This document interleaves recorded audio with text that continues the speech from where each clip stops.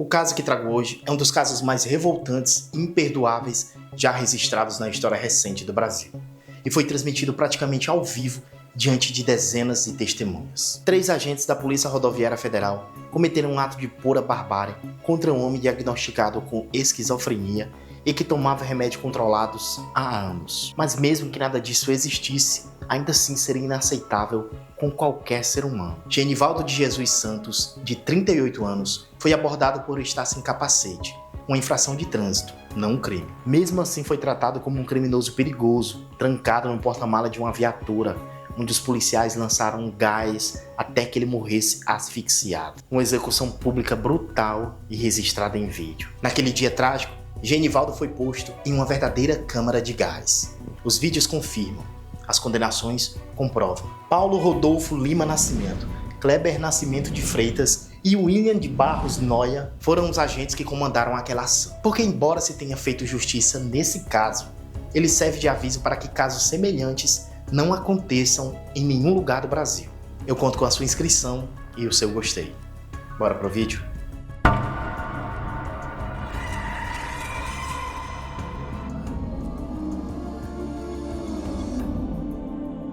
Genivaldo de Jesus Santos, de 38 anos, era casado com Maria Fabiana dos Santos, pai de um menino de 8 anos e padrasto de um jovem de 18. Aposentado por invalidez devido à esquizofrenia, fazia uso de medicamentos controlados há 2 décadas. Morava em uma casa modesta de 2 cômodos, em Ubaúba, Sergipe.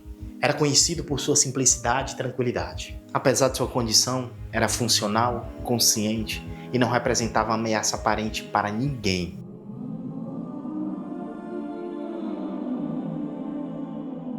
No dia 25 de maio de 2022, Genivaldo foi abordado por agentes da Polícia Rodoviária Federal em uma rodovia federal na cidade de Ubaúba, interior de Sergipe. Segundo os policiais, o motivo da abordagem foi o fato de Genivaldo estar sem um capacete e sem a carteira nacional de habilitação.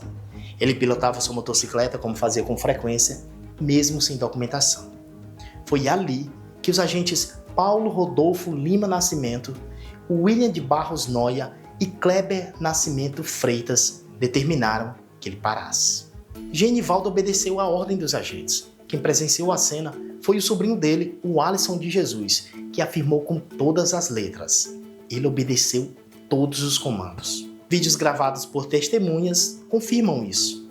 Mostram Genivaldo com as mãos na cabeça enquanto é revistado e xingado. Em um dos momentos, ele informa aos policiais que está com os remédios psiquiátricos no bolso e apresenta a receita médica tentando explicar sua condição de saúde. Mas nada disso impediu o que veio a seguir. Segundo relatos, Genivaldo se incomoda com a truculência da abordagem, um movimento de reação natural. Em resposta, os agentes o derrubam no chão e o mobilizam com brutalidade. Um dos vídeos mostra um dos policiais com os joelhos no pescoço do Genivaldo, enquanto o outro se aproxima com a arma em punho. O sobrinho tenta intervir. Meu tio é esquizofrênico, ele avisa, mas o alerta foi ignorado. Ao invés de recuarem, os policiais pedem reforços. Uma motocicleta e outra viatura chegam ao local. E é nesse momento que a abordagem assume contornos ainda mais violentos. Segundo o Alisson, os policiais passam a agredir Genivaldo, com chutes nas pernas, pisões na cabeça e usam spray de pimenta contra o rosto dele, mesmo com ele no chão. Também foi utilizada a técnica conhecida como mata-leão, uma manobra de estrangulamento que pode causar desmaio, colapso e, em certos casos, até a morte. E tudo isso em plena luz do dia. O que começou como uma infração de trânsito se transformou em um ato de violência crescente, imobilização sem critério e o uso da força claramente excessiva, até culminar o que viria a ser o ato final dentro do porta-malas da viatura.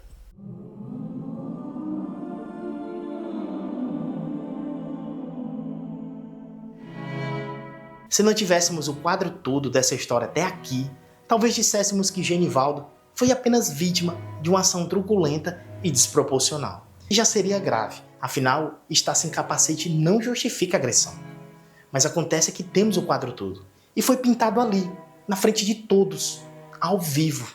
Só que o que se desenhava ali não era uma obra de arte, O que aquelas pessoas testemunharam foi uma das ações policiais mais brutais e criminosas na história recente do Brasil. Genivaldo foi agredido por cerca de 30 minutos, depois colocado no porta-malas da viatura, com as mãos para trás e as pernas ainda para fora.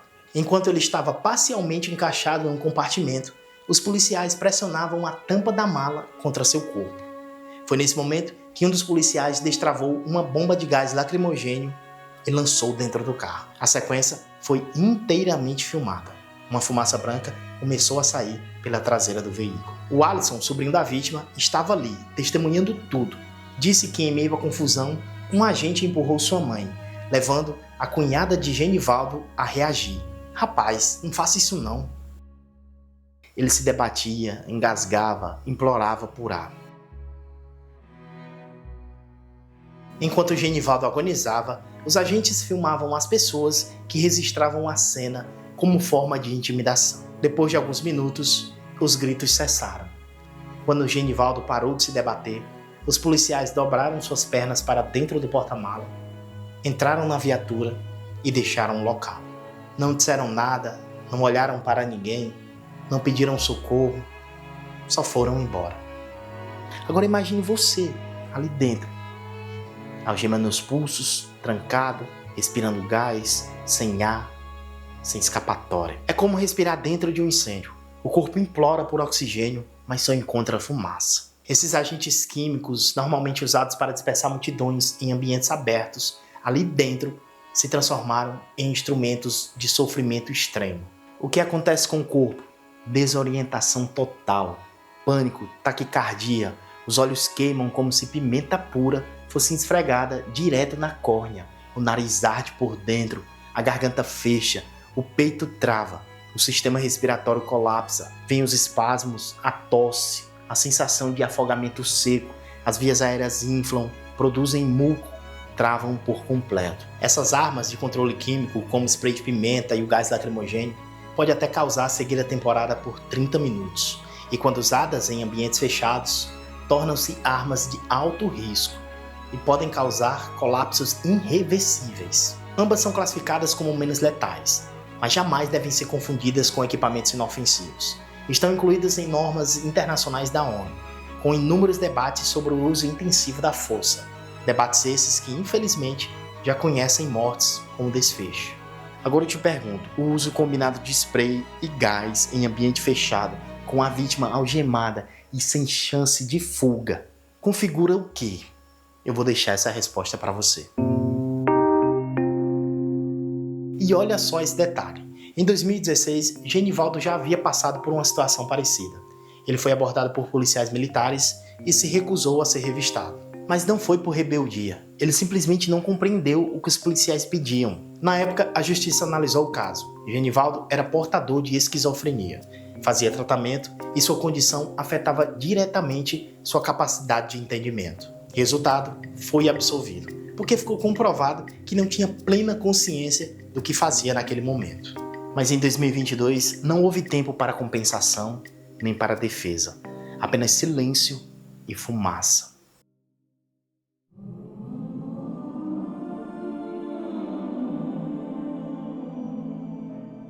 Como se não soubessem da gravidade que haviam acabado de fazer, os agentes não chamaram socorro, não acionaram o SAMU, simplesmente seguiram para a delegacia como se estivesse levando um suspeito qualquer que precisava ser apresentado.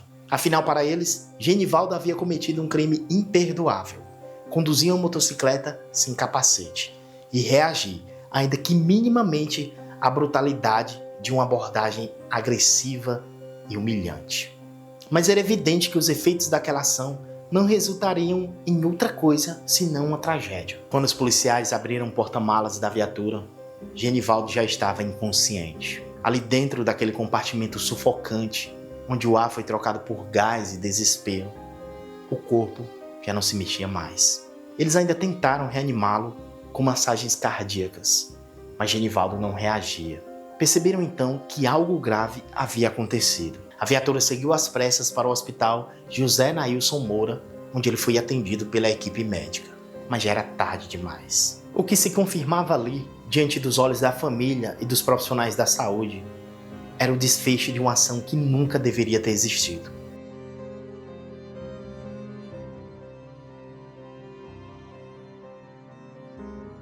No dia 2 de setembro, o Instituto Médico Legal e o Instituto de Pesquisas Forenses concluíram 3 laudos periciais sobre a morte de Genivaldo. O laudo anatomopatológico revelou uma forte reação inflamatória, que fechou suas vias respiratórias.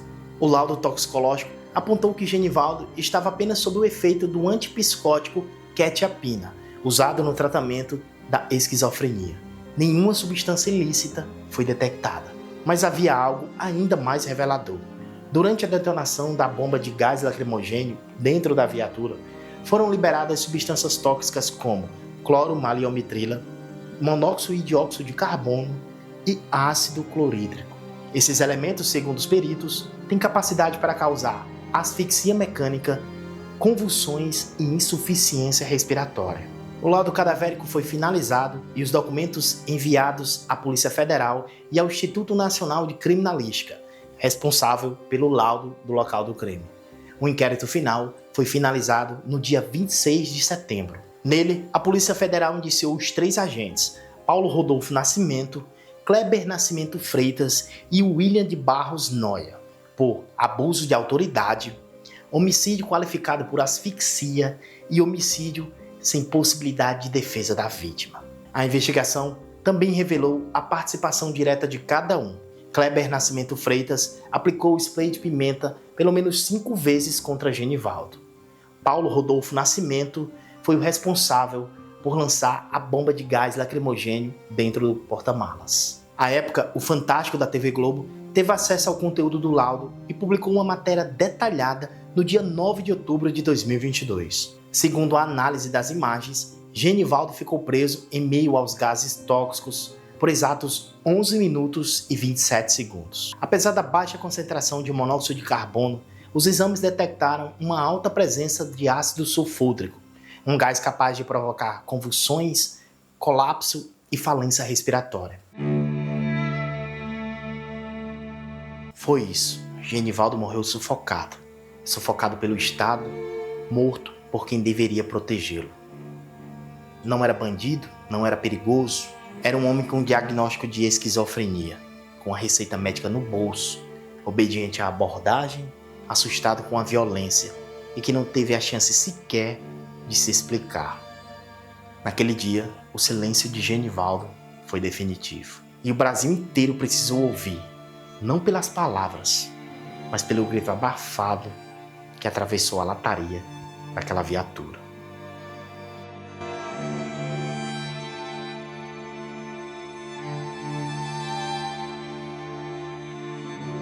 A morte de Genivaldo gerou revolta em todo o país e também fora dele. O caso estampou as manchetes dos principais jornais do mundo. Organizações internacionais e instituições de direitos humanos como a ONU e entidades de fiscalização global emitiram notas de repúdio à ação dos agentes da PRF. Para muitos, o que aconteceu ali foi mais do que uma falha operacional.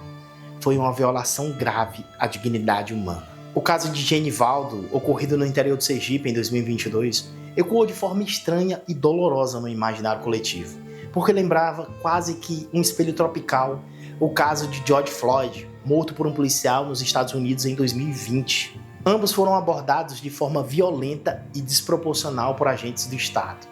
Ambos foram imobilizados até perderem a consciência, um com o joelho no pescoço, o outro trancado dentro de um porta-malas da viatura, sufocado com gás. Ambos foram filmados por testemunhas. E ambos chocaram o mundo. Foi um momento de comoção, mas também de vergonha.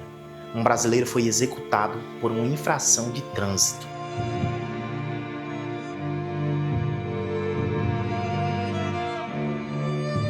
Após a constatação da morte, o corpo de Genivaldo foi recolhido pelo Instituto Médico Legal e chegou à capital, Aracaju, às 16 horas e 58 minutos. Horas depois, às 22h30, foi liberado e seguiu para Santa Luzia do Itaim, cidade natal da família, onde foi velado na casa de sua mãe.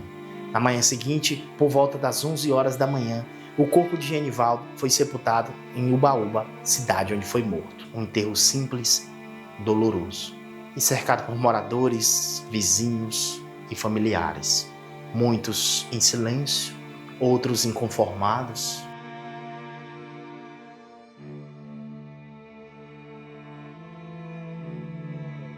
Com o avanço da investigação, o caso rapidamente ganhou destaque no Ministério Público Federal.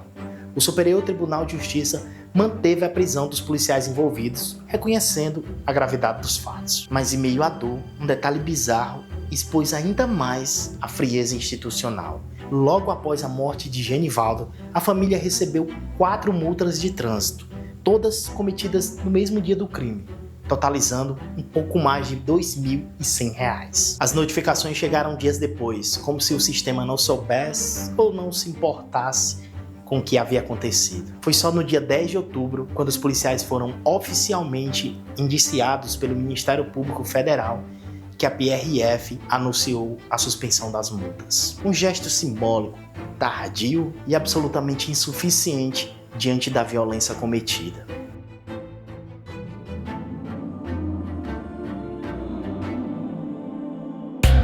O caso Genivaldo chegou ao banco dos réus. No dia 26 de novembro, teve início ao júri popular promovido pela 7ª Vara Federal de Sergipe, na cidade de Estância. Foram 12 dias intensos, com depoimentos emocionantes, perícias técnicas, testemunhas e a dor escancarada de uma família que perdeu alguém da forma mais injusta possível. Logo no primeiro dia, os 7 jurados foram escolhidos. Começaram então os depoimentos das testemunhas indicadas pelo Ministério Público e pela assistência de acusação. Passaram pelo tribunal familiares de Genivaldo, um químico especialista em bombas de gás lacrimogêneo, um agente da própria PRF que atuou no processo administrativo, a viúva de Genivaldo, uma médica e até uma pessoa que passava no local no momento em que Genivaldo foi colocado na viatura. Foram 30 testemunhas arroladas ao todo, além de 6 peritos. Dessas, 7 testemunhas e uma perita foram dispensadas. Os interrogatórios dos 3 réus, William Noia, Paulo Rodolfo e Kleber Nascimento, aconteceram entre os dias 4 e 5 de dezembro. Na madrugada de sábado, 7 de dezembro, foi lida a sentença. Paulo Rodolfo Lima Nascimento foi condenado por homicídio triplamente qualificado, por motivo fútil, por asfixia e por impossibilitar a defesa da vítima. Pena de reclusão, 28 anos. Já William de Barros Noia e Kleber Nascimento Freitas foram condenados por tortura seguido de morte. O juiz entendeu que o crime praticado por eles se encaixavam nessa tipificação, com base nas respostas do Conselho de Sentença.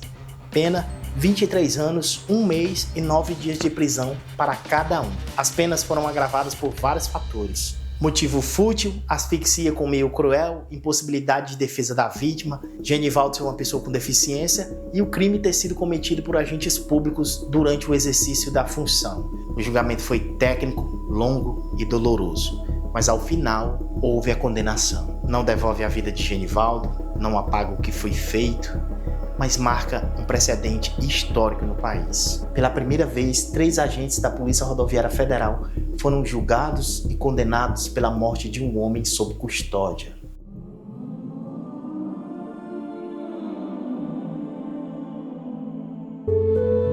Genivaldo morreu no porta-malas de uma viatura, mas tudo o que ele representava e tudo o que sua morte revelou não ficou trancado ali. Seu nome cruzou fronteiras, virou manchete, protesto, debate, denúncia. Virou símbolo de tudo aquilo que não podia mais ser tolerado, nem negado, nem ignorado.